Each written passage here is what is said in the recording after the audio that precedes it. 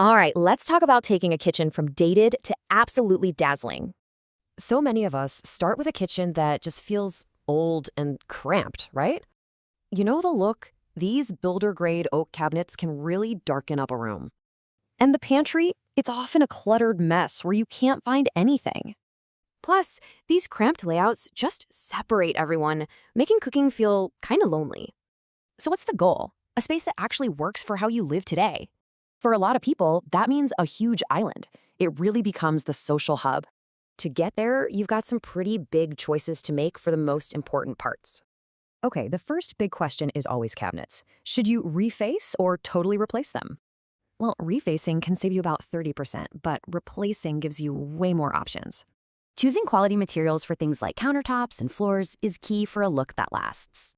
Okay, let's get into the nitty-gritty. How long does a project like this actually take?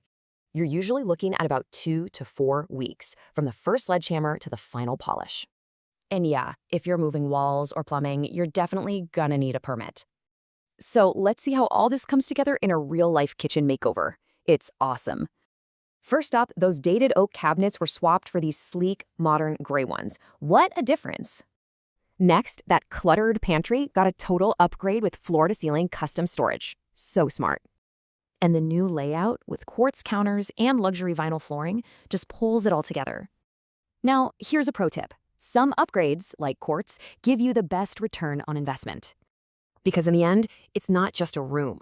It's about making your everyday life better.